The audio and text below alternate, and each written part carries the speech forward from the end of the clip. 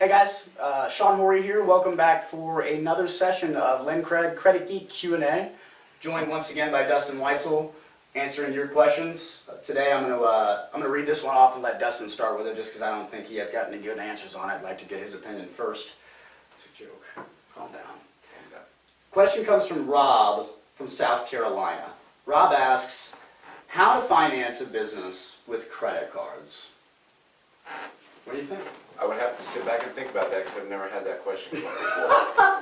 But honestly, I mean, it's probably the #1 way that people get started business money. Yeah. It's not the way you envision. As a kid, you envision going to the bank, your parents go, get the money, they come out, they can write checks, they have cash, and they start their business. Sure. Anymore, going to the bank, they're going to try it or attempt an SBA type of loan, which approves about 0.002%. Yep. Which leads into the fact that most people start their business on either personal credit cards or business credit cards. So obviously the key that we want to do is separate and have business credit cards so we're not bombarding our personal cards down with the debt that we're trying to use to start and build and grow. And so to that point, when I saw this question, there was a couple things that I wrote down that I thought were really important that I wanted to make sure I covered real quickly, which is first and foremost, you said a debt separation. Mm-hmm.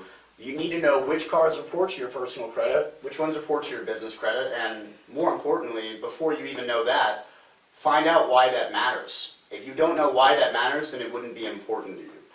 The second thing I thought was, you need to understand responsible spending habits. That alludes to what reports where, how can I utilize this credit for cash if I need it? Should I try to get cash off of these? Should I take a cash advance? Are there other ways that I can get cash capital in other avenues? Whatever it may be, know your product and know how to spend responsibly and safely.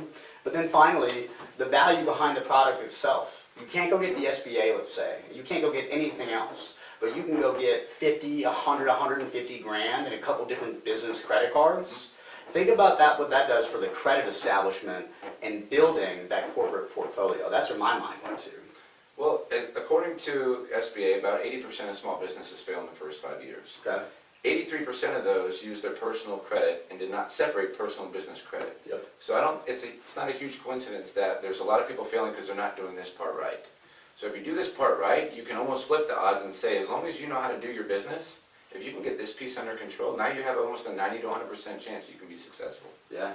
But to your point, 0% interest, let's talk about that for a minute, because there's no, even if you collateralize your house, you put your marriage and your family and everything at risk, yeah. And there's still, no guarantee that you're going to get a good interest rate. It's going to be somewhere between 4 to 7% typically. Right. So 0% gives you an opportunity for typically 10 to 15 months to start building a paper trail.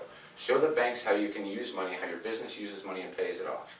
You're not going to probably go get a $50,000 or $100,000 credit card line from any one bank. Right. But if you're with the right people that know how to go and approach lenders at different banks, you can do distribution of risk, and maybe if they're each willing to give you $25,000, you go to 4 banks, you have $100,000. Exactly. So it's not, I always say it's not attractive necessarily, but it's highly effective, and you're not alone. That's what, majority of the businesses are using to start their business anymore. Unless you have friends, family member, 401k, right.